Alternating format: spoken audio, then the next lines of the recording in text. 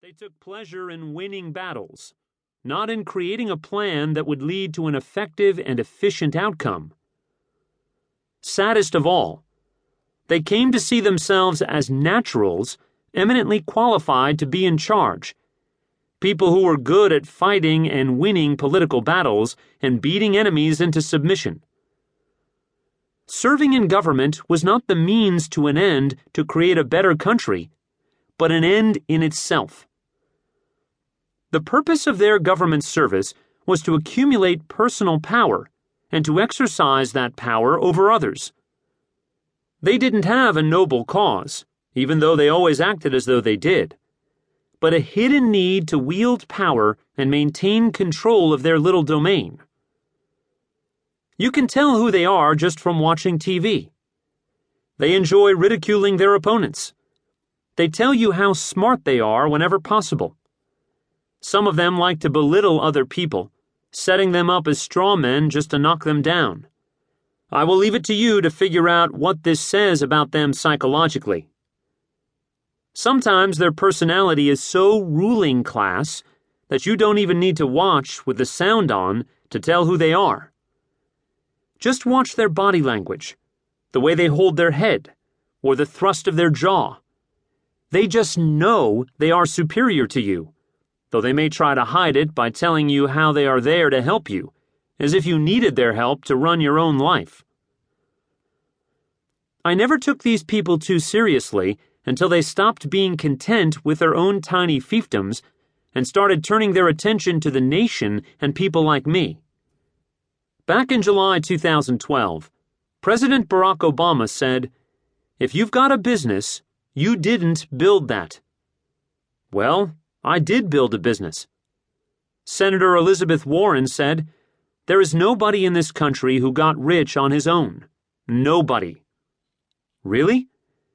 And back in October 2014, as she was unofficially kicking off her presidential campaign, former Secretary of State Hillary Clinton said, "Don't let anybody tell you it's corporations and businesses that create jobs." Who did then? The government? Personally, I've hired the people who work for me, and my efforts created those jobs, not the government. This is not an isolated attitude, but quite widespread among those who now run Washington. These are politicians, appointees, and bureaucrats who had spent their lives ensconced in government or at institutions such as Harvard, waiting for their chance to assume a position of political power. This is a class of like-minded people with similar backgrounds and resumes with a classic ruler's attitude. You couldn't accomplish that on your own. You needed me to do the hard work because I am smarter and better educated than you. It seemed to me like such an alien way for a real leader to act. If you were leading an organization, would you belittle the people in your organization who were the most successful?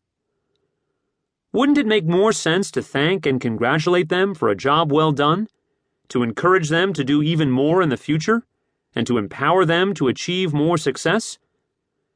It would seem to be even more important in the case of a country with an economy that wasn't doing so well.